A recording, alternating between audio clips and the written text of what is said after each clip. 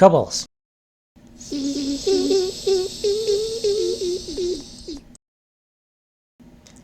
Do you see that giant glowy thing on there? The moon? Yes. I want one. What do you mean? I want a moon. Okay, we'll go. How do we get you a moon? I don't know. Go up there, I guess. I mean, it doesn't seem too far away. How hard could it be? I mean, it does seem pretty far away. What do you mean? It's not that far away. I'm pretty sure it's. Okay. Just before we get going, is there like any ideas you might have, or? Oh, I know. I know how you'll do it. Okay, so you're gonna take a temperature scan, Okay. and then somehow you take this information and you develop a rocket, which will take you to the moon. That doesn't make sense. Okay, we will go to the moon now. With the information gleaned from temperature and pressure scans of the atmosphere. Because that is apparently how this works.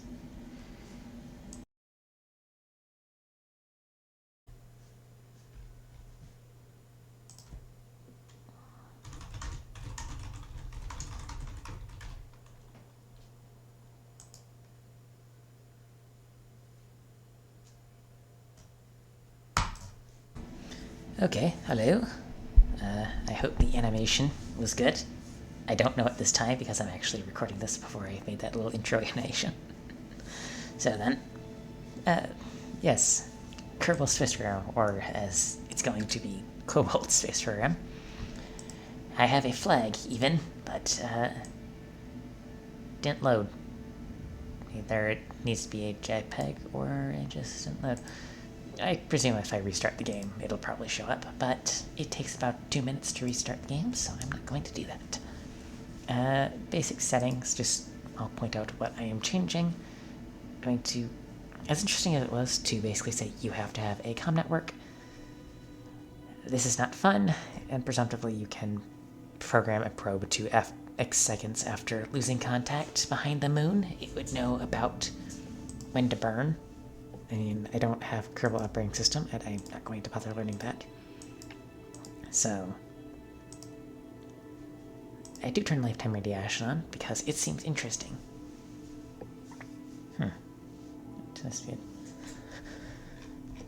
Let's check anything else I usually change. Oh, turning off X-Plane contracts because, well, I might build them. They're going to be exclusively to get science.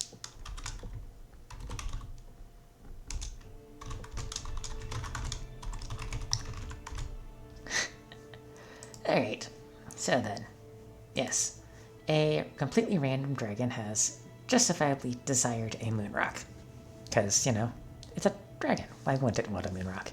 And it has instructed kobolds to go to a Russian launch site and use the science of atmospheric pressure scans and temperature scans to construct an N1 rocket.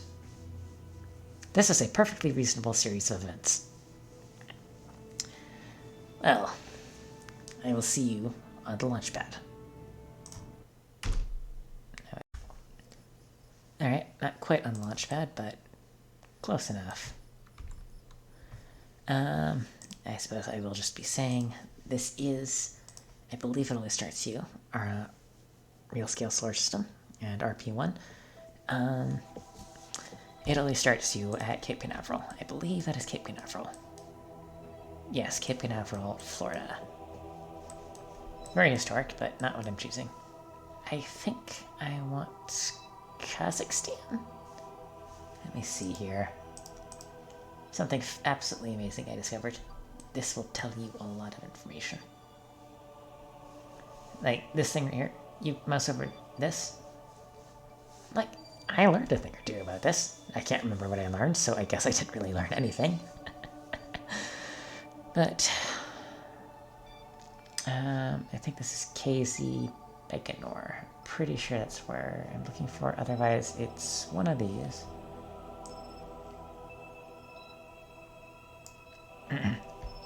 The Baikonur Cosmodrome. I presume that's the same in Russian.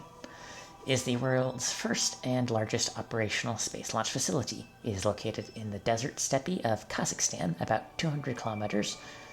I'm not going to put it in freedom units because screw the United States.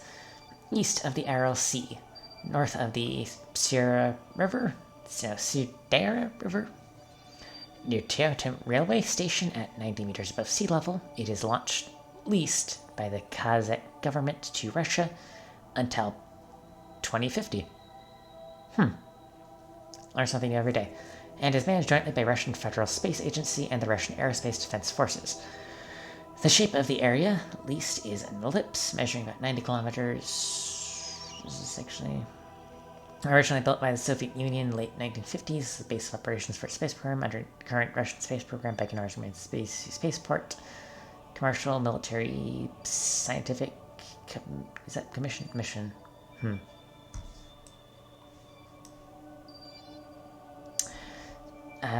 Numerous commercial, military, and scientific missions being launched annually. All manned Russian space flights are launched from Baikonur.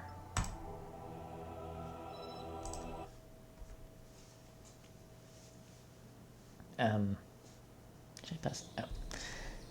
Welcome to Baikonur. Alright, let's get started.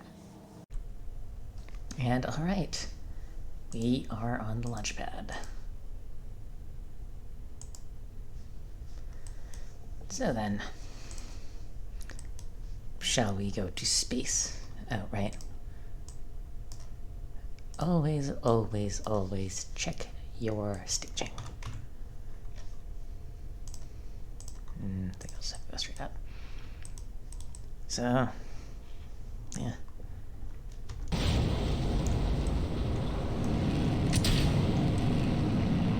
Okay, so the plan is set the rocket just, well, for the most part, it's your first rocket, it goes straight up, and then, well, usually you'd probably range safety it.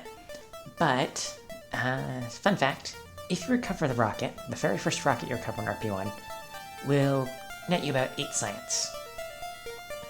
So, yeah, stopping a pair of parachutes on the first rocket you launch is actually not a bad investment.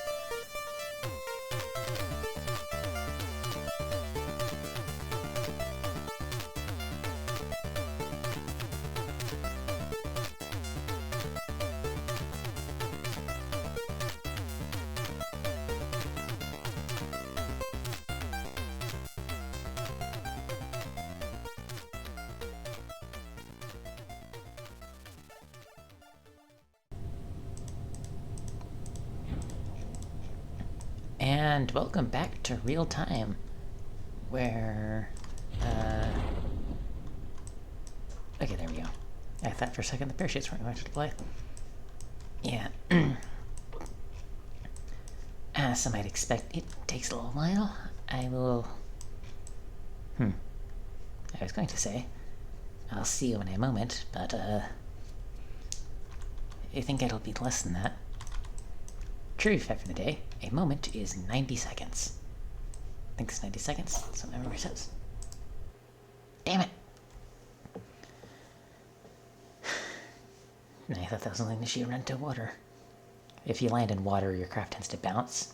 And obviously, if it bounces up and down, well, you lose the ability to recover it. Quite annoying. But look at that. 33.5 science out of that first flight. Delicious. Not to mention the 8.8 from recovering the craft itself, and... Alright, let's see. Obviously, post-over record. Oop. Can't use the XLRL, that's invalid. Can use the RD100 upgrade. That's American. Let's go with all the basics. Getting separate tanks.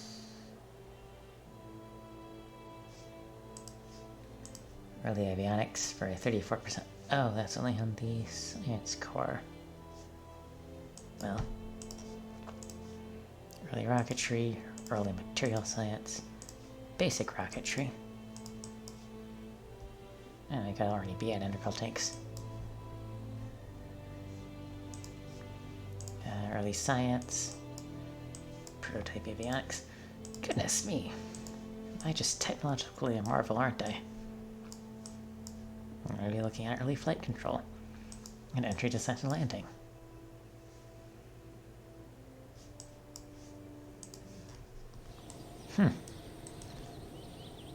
So, looking at it, rather substantive amount of time before I even get an upgrade. I think, yeah, this will be where I put those upgrades. So obviously, that else is going to be able to get Carmen Line.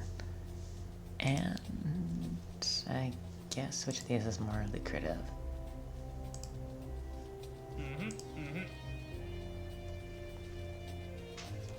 I think I can get 360 kilometers out of that craft.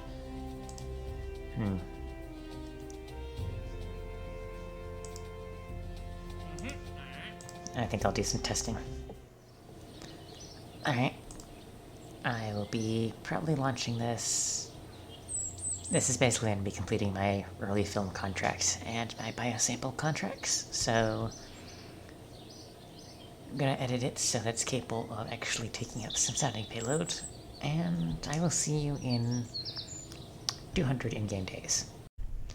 Alright, so since I elected not to take the downrange development contract, I'm not going to actually be able to see my distance traveled. Got Smart ASS on. I will, however, see about getting it somewhere in this direction.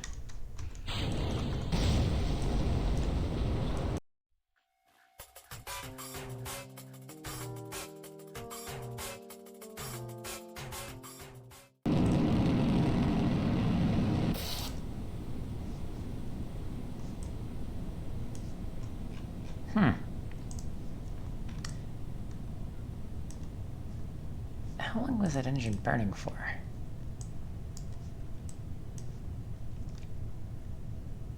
Only 36 seconds. With about, what, 5 minutes between mean time to failure? Unlikely, but not improbable, I suppose. Yes, isn't even good anyway. It's literally not worth the time to recover.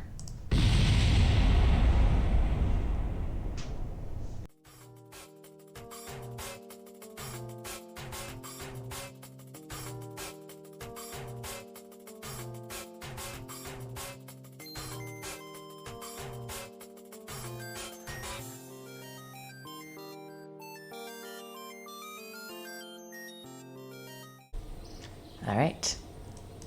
I'd say that was a good little mission.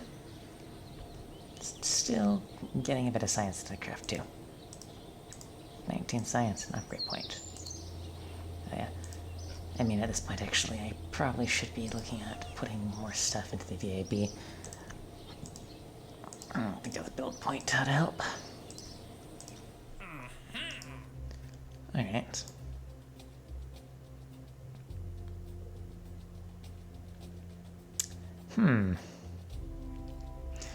You know, I have to ask, haven't I done this twice now?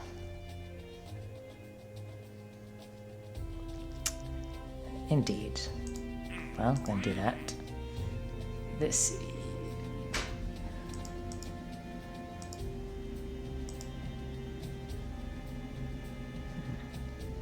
Could I reach 350 kilometers downrange?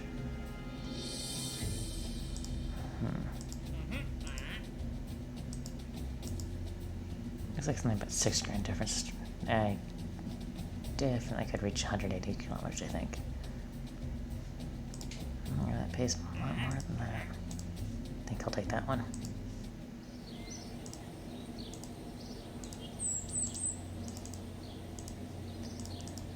Missiles. Yeah, I'll modify this to be compatible with that mission. Actually, no, wait, it would be already. It's carrying 707 units of payload.